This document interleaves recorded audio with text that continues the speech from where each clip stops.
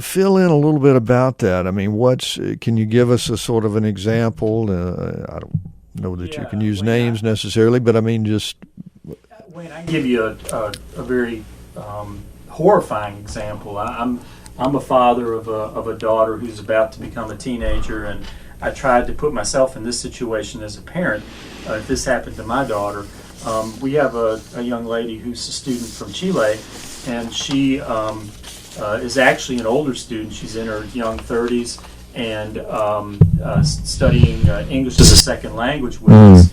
And she was pulled over by law enforcement over in Fort Wentworth for not having her tag or her license tag properly illuminated, which is a bit of a strange thing to get pulled over. Wow, that's pretty hardcore. I don't think they do that too much. What ended up happening is she was put through all the stupid human tricks and asked to blow for DUI, drinker. She was her property was confiscated. Her car was confiscated. Whoa! She was arrested and put into handcuffs, all because the officer determined that her international driver's license was, quote, fake.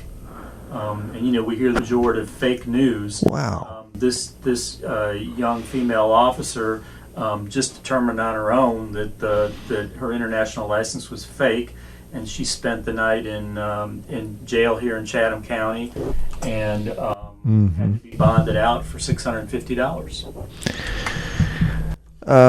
That's terrible. That is terrible. So, that's wild. I mean, you can't believe things like this are happening. No, and I mean, again, I'm putting myself. One of the things we do as lawyers sometimes is try to reverse the table and say, what would you do on the other side? And I'm just thinking, if I'm the parent of this young lady, things going to happen. One, I'm going to be outraged, a repressive government somewhere, and secondly, I'm going to say to her, get your rear end and come on home, which is in fact what's happening. We're seeing a decrease in the number of applications by people who come here from other countries, and we're actually seeing, in some cases, one of our really stellar graduate students has left. She's a young lady from Iran, and extremely intelligent, very westernized in her behavior. And she decided that, hey, my mom is not well in Tehran, and I'm afraid that if I stay here in the States, I'm not going to get back, and transferred to college in Canada. Good gracious. All right. Well, one can't help but wonder and think about the connection here to the present administration. And, who knows? It's hard to make some definitive link to that, but it certainly seems logical that might have something to do with it. We seem to be developing a very, anti-immigrant mindset in this country, and that's not to our advantage. Well, I'll give you one specific example of how it's not to our advantage. Not only did we lose a stellar graduate student from Iran, but we have a lot of faculty members who are literally the very, very best in their field, and they're suffering through the same fears and the same realities of in fact wondering whether they're going to be able to stay, and further being our situation for being able to recruit the best and the brightest, not only among students but particularly among faculty. We're being severely handicapped, and someone gave the rather extreme example, but I don't think in fact it's that extreme. I mean, cure for a particular type of cancer might come from somebody outside the United States, and I'd sure like to have them working at a United States university where we can benefit from that discovery, and we can also see it developed in such a way with our technology to do things better than they can perhaps in the third world. But if we're not going to invite these people, if we're not going to be welcoming, then we're just not going to have that opportunity.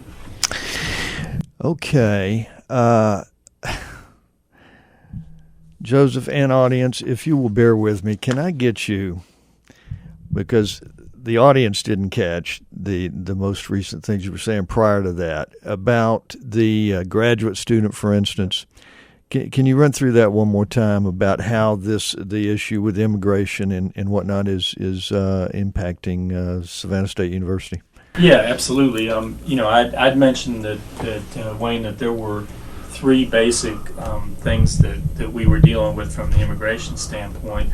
One was our students who were recruited from other places in the world, that we've seen a decline in that. Secondly, as it relates to our great number of international faculty that we have, the best and the brightest around the world, that we're seeing a decline in those, or people who are wanting to leave and return overseas because of fear that they won't be able to get back. And then lastly, the examples I gave you of folks who are our students who are here, who have to deal with changes in the way some of the local authorities are dealing with people they suspect to perhaps not be here fully legally. Okay, thank you. Sorry to put you through that again, but I did want to make sure that everybody did at least get a chance to hear that. And I'm thinking they might not have that first go-round. If you're just joining us, thank you for tuning in to Savannah Lexicon this Thursday morning. And I'm speaking with Joseph Steffan, legal counsel for Savannah State University, who has encountered in that capacity certain things, sort of fallout, if you will, from the immigration perspective that some have these days, and the way that it is impacting the students there at Savannah State University, as well as residents around here who are immigrants. And it's a shame. It's a real shame that we've kind of developed this kind of perspective at this point. What, I guess, how does that work though? You can't really, as legal counsel for the university, you can essentially just, you can't represent these people in that capacity, who, even if they have some connection, they're either wanting to be a student or want to come in, you can't really serve as their counsel, I guess, directly. No, but we certainly are offering through our administration and through President Doge's leadership a lot of reassurance to our students and our faculty. We're basically telling them two things. One, we're telling them that our values are inclusive, our values are international, and that they will find a welcoming place within the confines of it. Secondly, we're telling them that we will do everything in our power to influence and make sure that they will be protective from the most egregious attacks on their status. For example, the young lady I told you about from Chile, I went to court with her, made sure those charges were dropped. Now I can't in my capacity as an employee of the university system take on her civil rights case, right? But I can certainly find her a good attorney who will. There you go. Which I'm in the process of doing. And so, and with the young lady I mentioned from Iran, we did everything we could to try to keep her here. But ultimately, her decision was, I just can't take the chance of not being able to get back to see my mom. Yeah, and that's understandable. No, and it is understandable. But we lost a stellar graduate student. And again, the thing about it that's so ironic with her is that if she walked into the studio right now, the stereotype that some of the right-wing radio and some of the folks would tell you, oh my gosh, she's from Iran, she's going to come in with a black burqa on and a hijab, and this young lady is as Western in her appearance as you could imagine. And in fact, she said to me, I wanted to not be educated in Iran because I wanted to get away from religious intolerance, and I wanted to get away from these type of things, and then I come to the States and see the same thing. Wow. That's ironic. Yeah. It's pretty chilling and powerful. I think we tend to, in the political sphere, talk in like I said, pejoratives and talk in stereotypes. But when you start meeting some of the real people, you realize that there's a whole lot more out there than meets the eye. Yeah, absolutely. And, you talked about her appearance and her perspective. And, the truth is there are lots of people in Iran who are not, of anything resembling a terrorist mentality and not an appreciative of the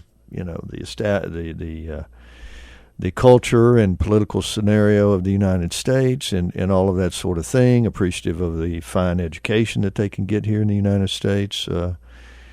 And we just sort of we try and put everybody in this big bag and say, well, if you're Iranian, you're somebody we really terribly need to be worried about at all costs.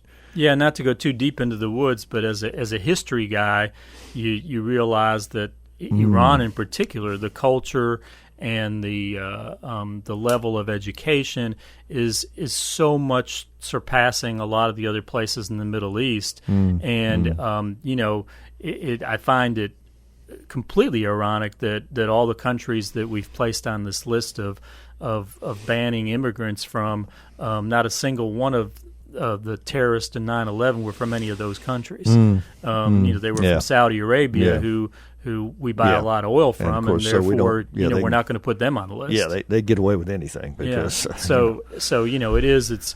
But again, being in the front lines, as it were, at the university and working with and meeting some of these highly intelligent folks from other places, it really tells you how much the stereotypes are inaccurate.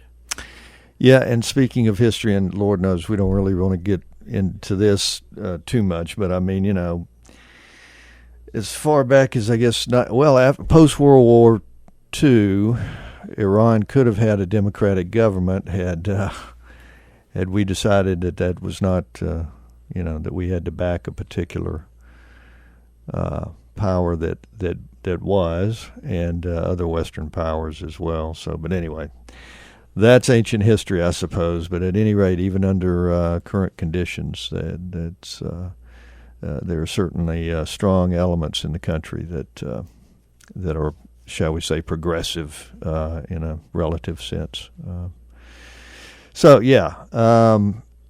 Golly. And so this is kind of really impacted Savannah State pretty seriously. It has, because when I say that we see a decline in the number of international applications, or we see a decline in the number of international faculty, the person on the other side of this argument might say, well, what difference does that make? There's going to be more spaces for Americans. That's empirically not true, because we can take more students. We want to take more students, and we're not at capacity. And we have plenty of applications from American students that we take. But the international students bring with them the fact that they pay out-of-state tuition, which keeps our revenues up so that we can do more things. True. From an international faculty perspective, they often come with opportunities to do research and collaboration that we don't have with American faculty, and so therefore we're bringing something more to the table. It's not a question of either or. At least it's not in our case, and I don't think it is for there's very few universities around the world, particularly here in the United States, that consider themselves at capacity for the number of students that they can educate. So that's not a concern of ours. We do see a decline in revenue, and if we don't have as many international students, and therefore what the result's going to be is, in order to make budget, we're going to have to charge more to domestic students. So who gets hurt by that? Yeah, no kidding. There are just mounds of ironies here as we talk about this issue, this unfortunate situation and issue. Well, if it's happening at Savannah State University, one would assume that probably other schools in the U.S. and in Georgia and right here in Savannah are probably experiencing some of the same thing. Even more so, Wayne, because a lot of other major universities, Research One universities, as we call them, the ones that do the highly technical work, rely even more on a student and a graduate student body that is extremely diverse. Right. And so, there's a lot of students from China, from India, from Brazil, places that are very much emerging markets and emerging technology places that those folks, although they're, quote, not on the list, they suffer from the same feelings, the same fright. The best example is the Sikhs in India. They're Indians, but they wear turbans, and so some of the less informed will say, "Oh my gosh, that's a Muslim. That's a terrorist." And they couldn't be further from the truth. It's an entirely different culture, religion, and background from what they're stereotyping in the first place. Right. So, right. Yeah, you golly, it's just, you can't take the easy route and just work in stereotypes all the time, and particularly certainly not based on appearance, and even in that, even in a misunderstanding or a not a very informed perspective on Islamic culture in general. Goodness gracious, yeah, and again, I hate to keep pointing to Washington, but come on. And that's where it starts. But I'll give you two quick examples of where we're dealing with it, even here under the university system of Georgia. And in this case, I'm disclosing things that talking about my bosses in some sense, but at the university system. One of the things that they've been doing for quite some time now is not allowing those that we would consider to be the dreamers under the previous administration's categorization have in-state tuition, even though they are residents now of Georgia. So it has made it difficult for children or high school age or college age students who fit under that category to be studying at University of Georgia system schools. The second thing that's happened is the curriculum has been changed recently, and in the sense that world studies and critical thinking studies have been deleted from the core curriculum. What? So that basically says the universities are no longer required to offer those things as part of what the core of learning that you're supposed to get from a university in Georgia is. My God, you're kidding me. No, that's when one did this that happen? That's one that slipped way under the radar. I was going to say, I had never heard this, and I am aghast. How did that slip by me, and apparently probably most everybody else? It's part of a concerted effort by those on the right to continue to narrow the scope of inquiry at universities.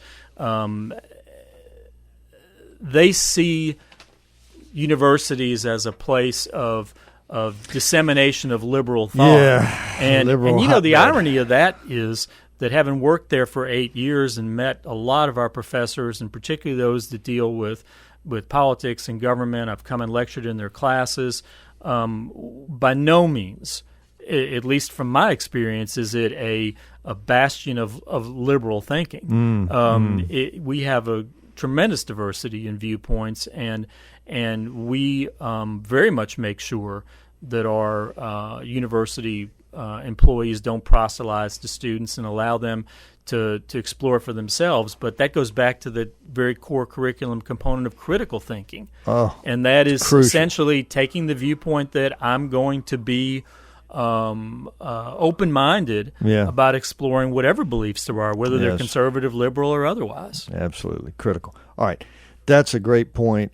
I'm happy you made that. This is a good point for me to do what I should have done at the very beginning of the show, which is to read the general disclaimer.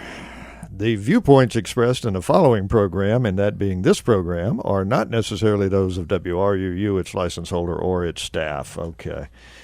All right, we're at the halfway point, so I think we should take a brief break, and we will not be going long. Hang in there. We have got more very interesting discussion with Joseph Steffan, legal counsel for Savannah State University. So hold on, we won't be going long.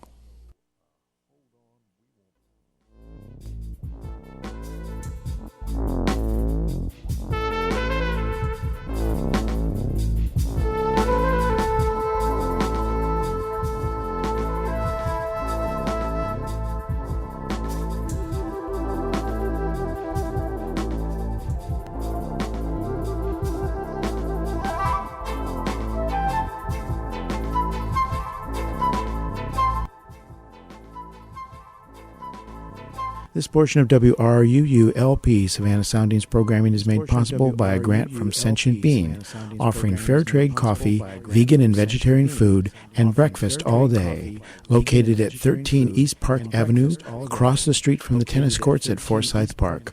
Our menu and special events listings can be found at sentientbean.com.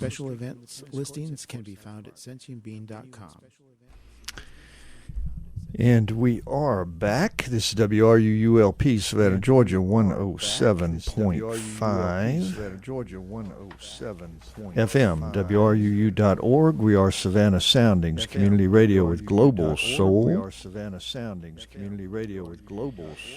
If you enjoy our programming on WRUU-LP, please support the station with a donation. As an individual, you can give any amount, become a basic station member, or become a serious fan of the station. To check out membership rates and to donate to the station, go to www.wruu.org/individual and select to donate monthly or subscribe to an annual membership. Again, to donate to the station, go to www.wruu.org/individual and select to donate monthly or subscribe to an annual membership. Thank you for listening and supporting WRUU-LP, and for listening to Savannah Lexicon on Tuesdays and Thursdays from 8 a.m.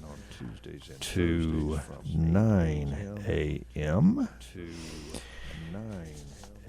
And again, we are talking with Joseph Steffan, legal counsel for SSU, and we're talking about kind of immigration issues and international student issues and things of that ilk, particularly as regards Savannah State University, but other universities as well, the larger university systems of Georgia, and I'm sure around the country as far as that goes. It's probably all over the place, I would think. Do you think, Joseph? Yeah, I do. And I mean,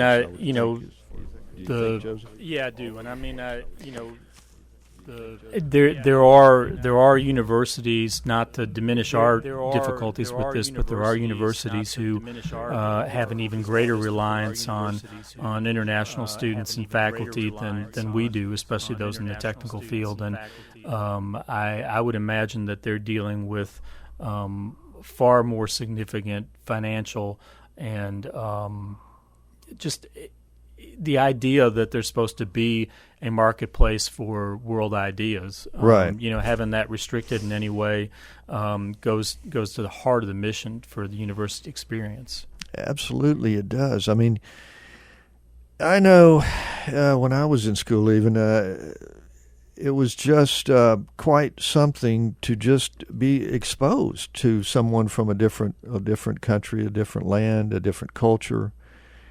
And that is just being around someone like that, if you take the time, particularly if you take the time to get to know them a little bit and talk with them and that kind of thing. I mean, it's just a real eye-opener. It is an element of education unto itself. Yeah, that certainly was my experience. I mean, I went to Wake Forest University, and I came from a very small town in Virginia where, I don't recall that there was anyone who I would describe as being international, and was experienced to faculty from India and faculty from other places around the world, and students from other places around the world. I think it was Will Rogers that said that travel is bad for prejudice, and I think the converse is also true.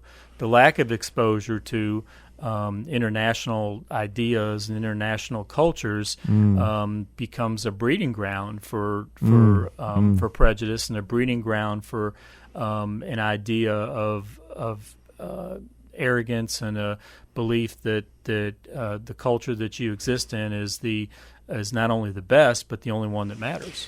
Absolutely. And again, thinking historically, I mean, obviously that's always been the case when nations were not, communication lines and travel was not as easy as it is now, and communication lines were not as effective and open as they are now. I mean, nations had typically had this very kind of isolationist attitude, thought most every other country that they had not been aware of or had any communication with were certainly inferior, and all of this kind of thing. So we should be way beyond that by now. And of course, now these days the world is a much smaller place in a manner of speaking, and there's just no need for this kind of sort of isolationist perspective, I don't think.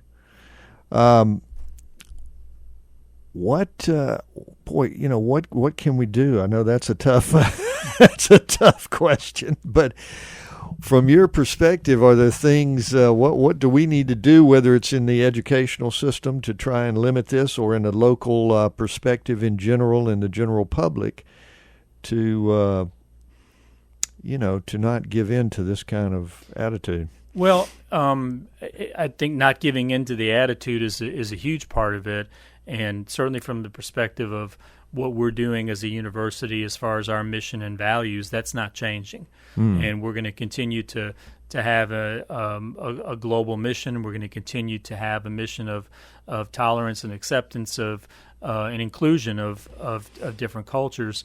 But from a standpoint of, I can't lecture the listeners or lecture people about what to do as far as politics and politicians, but I would add this, that pay attention to what goes on even at the local and regional level as it relates to education, whether it's the local school board or, in our case, the Board of Regents that's appointed by the governor. Those are places where some of these decisions are actually being made or implemented.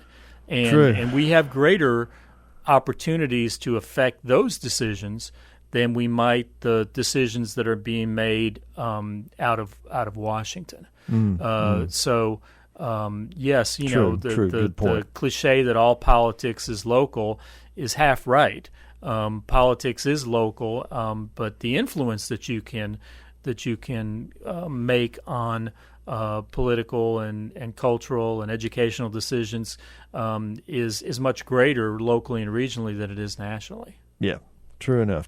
And, just like you were talking about the idea of taking the international studies kind of perspective or programs, if I understood that correctly, out of the required curriculum. Now, I mean, some universities are still going to offer those things. I was going to say, they're still there, but it's just not required. What's changed is it's not required, and it's not required for as the core. And there's been a lot of debate over high school, secondary school level, quote, core curriculum. Right.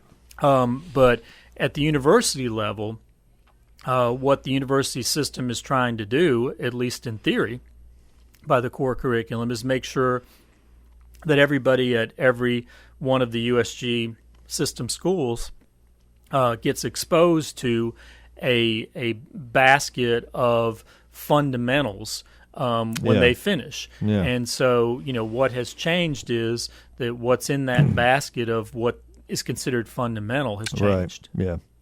And I think that's a shame. And it gets back to the point where to pay attention to what's going on, because again, I had no idea about that, and I think probably a lot of people didn't. Yeah, American studies, global studies, critical thinking, those were an overlay.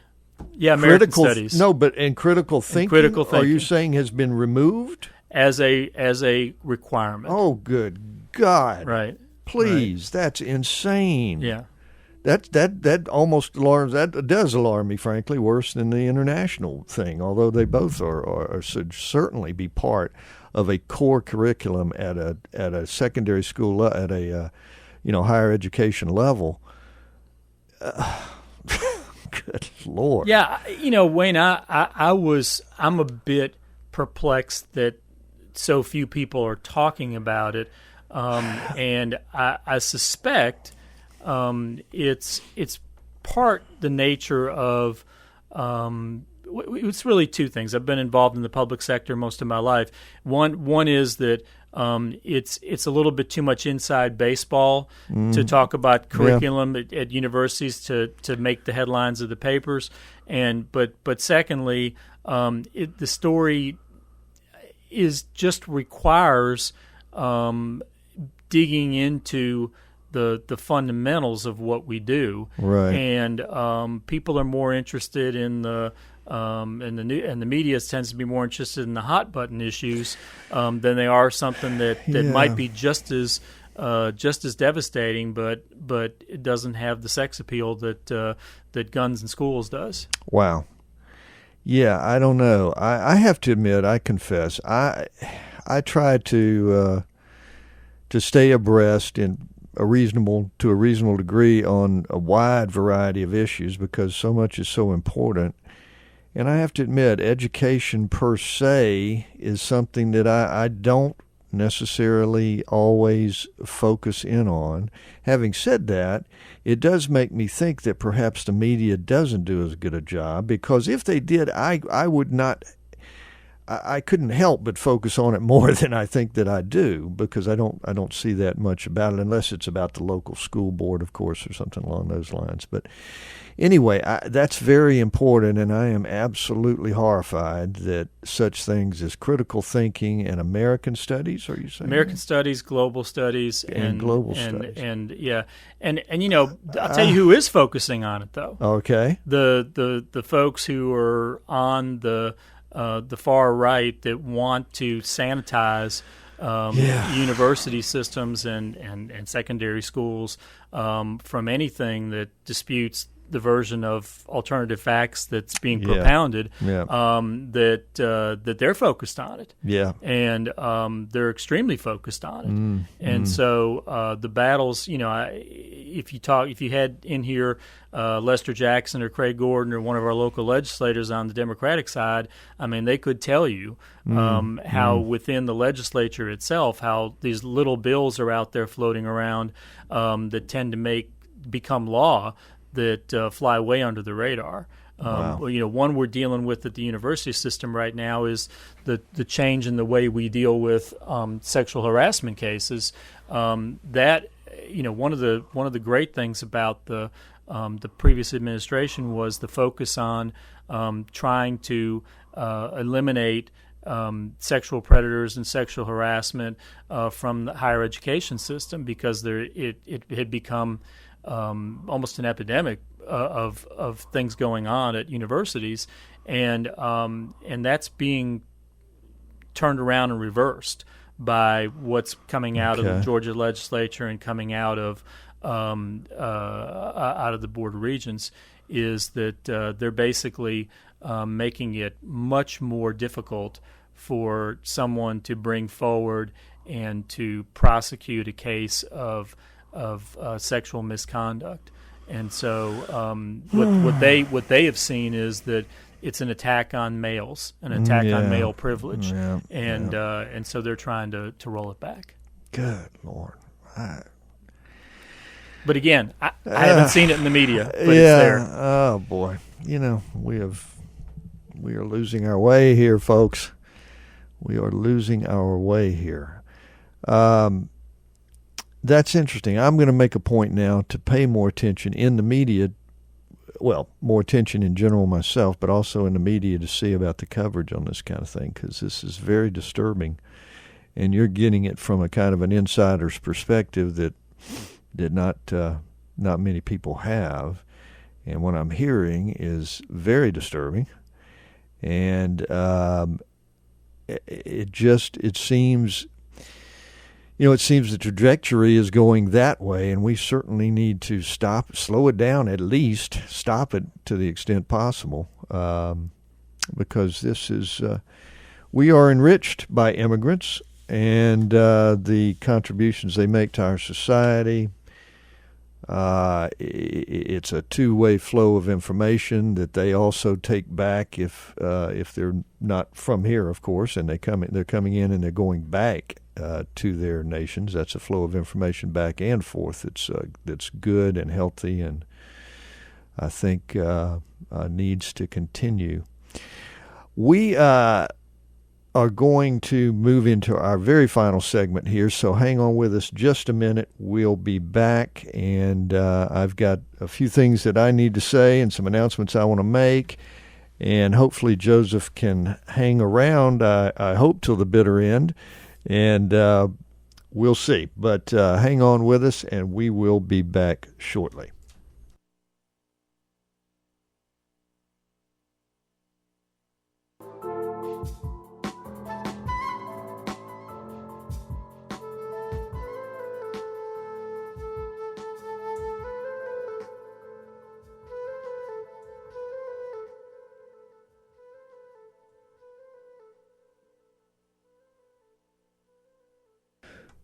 Okay, we are back, the final segment. Unfortunately, Joseph did need to leave.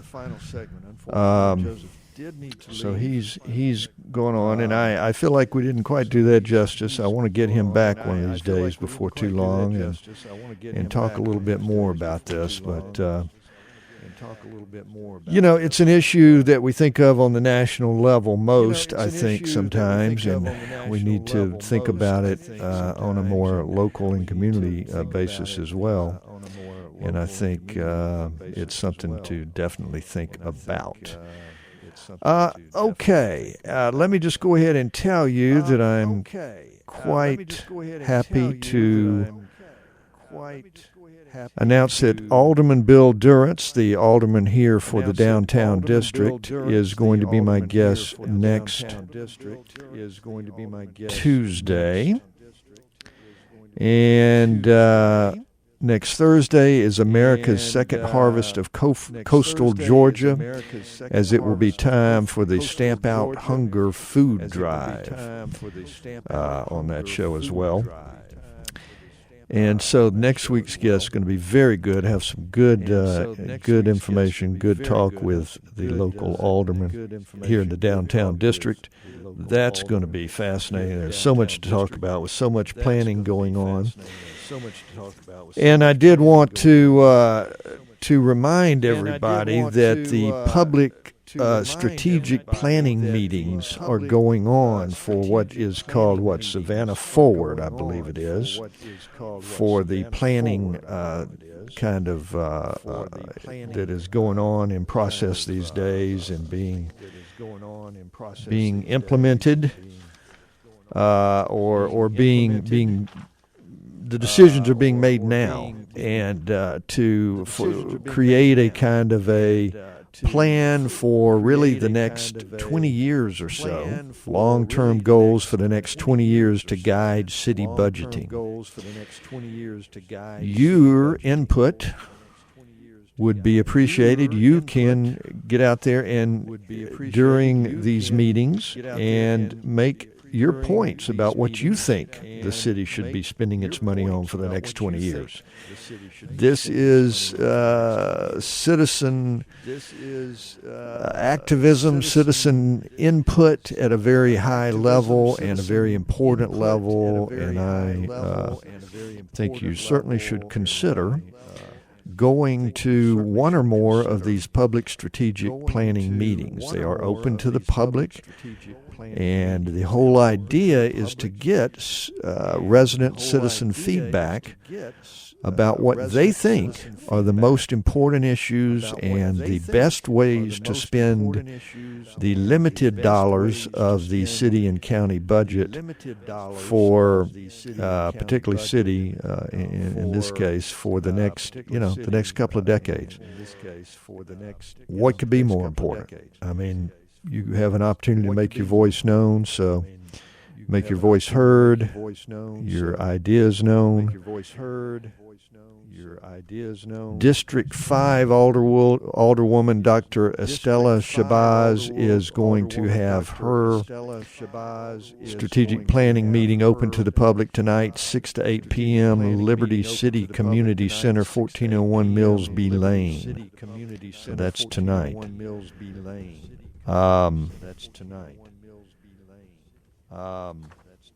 Let's see now.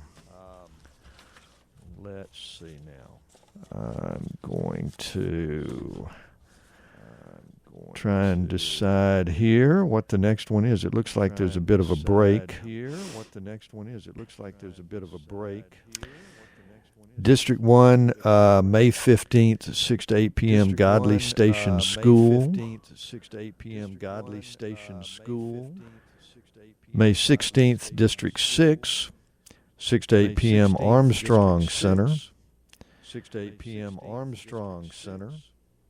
May 17th, District 2, with Alderman Bill Durrance, who is, again, my guest next week. That's going to be 6 to 8 p.m., Savannah Civic Center. So these are very important meetings, again, to determine sort of the future programs and planning for the city. Something good to be involved in. Some other things going on, just to make sure you know. From tomorrow through the 13th is the Savannah Preservation Festival. Historic Savannah Foundation programming kicks off with a home tour and wine tasting, a lecture. You can check everything out at www.myhsf.org. myhsf.org. The Historic Savannah Foundation website. Wine tasting is part of that 6 to 8 p.m. tomorrow night at Troop Square.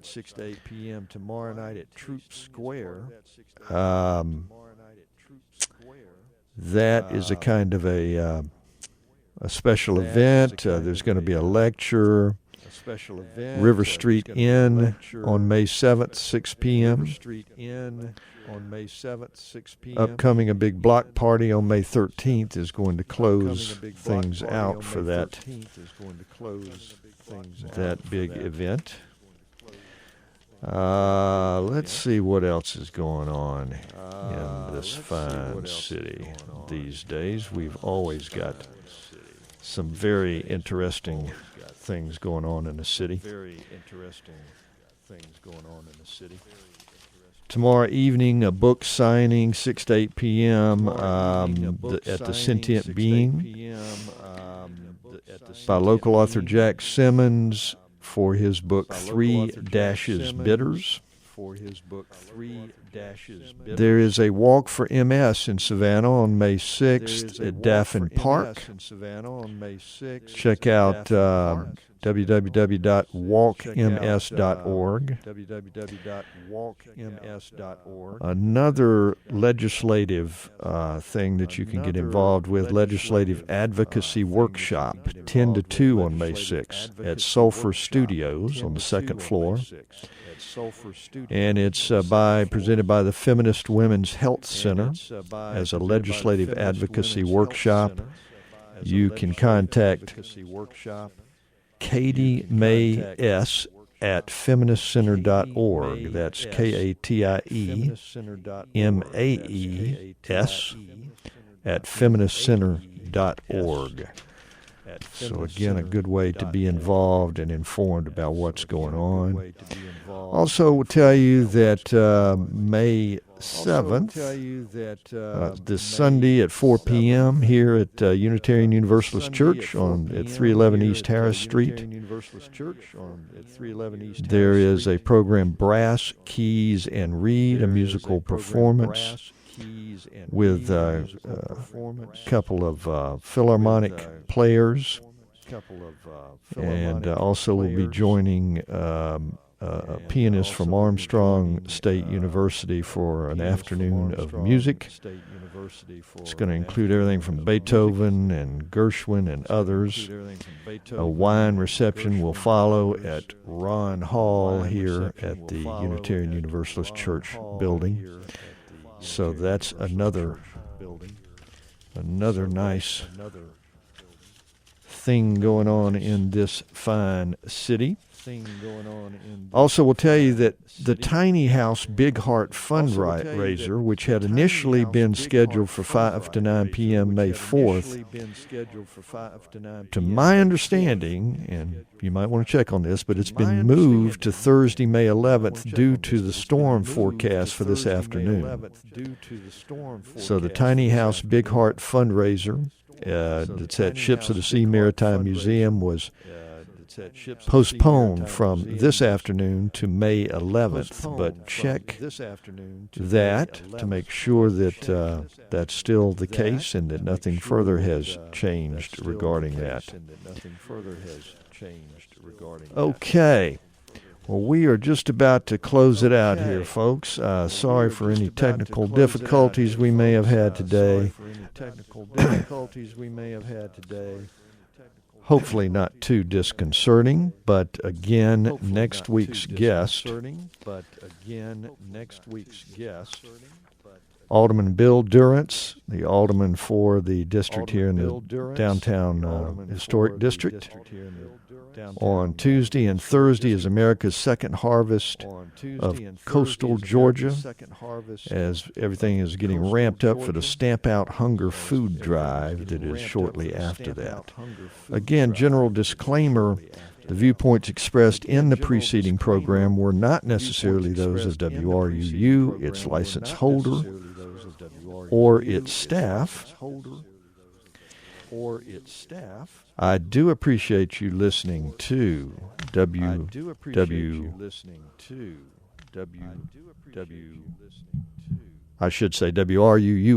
Savannah, Georgia, 107.5 FM, WRUU.org. We are Savannah Soundings, community radio with global soul, and I appreciate you listening to Savannah Lexicon. We've got more good music coming your way in just a minute. And then at 10 o'clock, we have Democracy Now! With Amy Goodman. So good stuff all the way around.